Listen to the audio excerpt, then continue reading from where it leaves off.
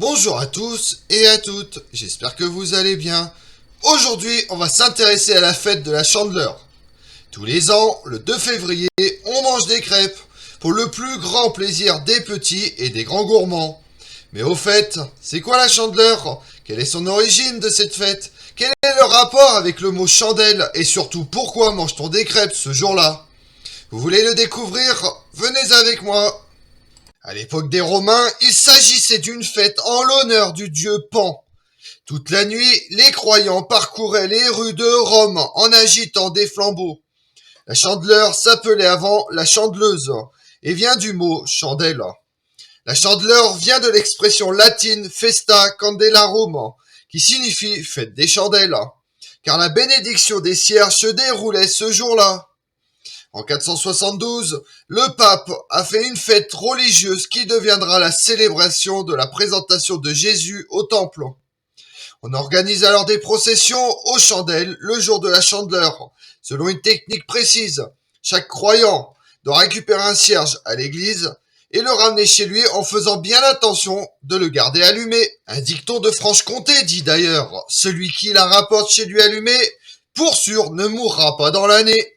Ce cierge béni est censé avoir d'autres pouvoirs. On dit que quelques gouttes de sa cire versées sur des œufs à couver en assurent une bonne éclosion. Aussi que sa flamme protège de la foudre si on l'allume pendant un orage. Entre-temps, une autre tradition a vu le jour, celle des crêpes. Cette tradition se rapporte à un mythe celte. La crêpe symbolise la rousse solaire et le don aux divinités sans lesquelles le blé sera carrié pour l'année. On dit d'ailleurs, si point neveu de blé charbonneux, mange des crêpes à la chandeleur. D'ailleurs, en faisant les crêpes, une autre coutume apparaît au Moyen-Âge, celle de la pièce d'or. Les paysans faisaient sauter la première crêpe avec la main droite tout en tenant une pièce d'or dans la main gauche. Ensuite, la pièce d'or était enroulée dans la crêpe avant d'être portée en procession par toute la famille jusque dans la chambre, où on la déposait en haut de l'armoire jusqu'à l'année suivante. On récupérait alors les débris de la crêpe de leur passé pour donner la pièce d'or au premier pauvre venu. Si tous ces rites étaient respectés, la famille était assurée d'avoir de l'argent toute l'année. Celui qui retourne sa crêpe avec adresse, qui ne la laisse pas tomber à terre ou qui ne la rattrape pas sous forme navrante de quelques linges fripés, celui-là aura du bonheur jusqu'à la chandeleur prochaine.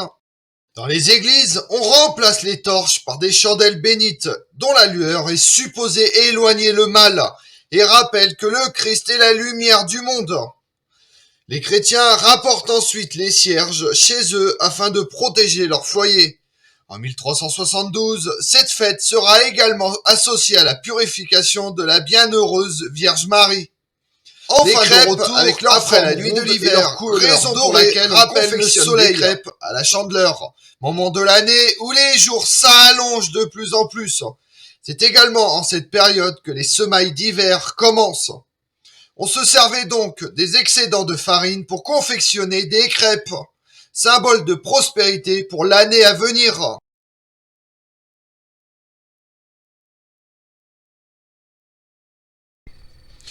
Comme on l'a vu, de nos jours, la procession aux chandelles et autres rites n'existe plus. Mais on a conservé la tradition des crêpes le 2 février à la chandeleur, avec le cérémonial en moins, mais toujours autant de plaisir à déguster les crêpes. Je vous remercie d'avoir suivi cette vidéo en ma compagnie. Si vous voulez connaître mes autres vidéos, retrouvez-moi sur ma chaîne YouTube Tout sur l'Histoire avec Damien et sur les réseaux sociaux Twitter et Instagram. Histoire Damien, et pensez à liker, commenter et vous abonner. Je vous remercie à tous.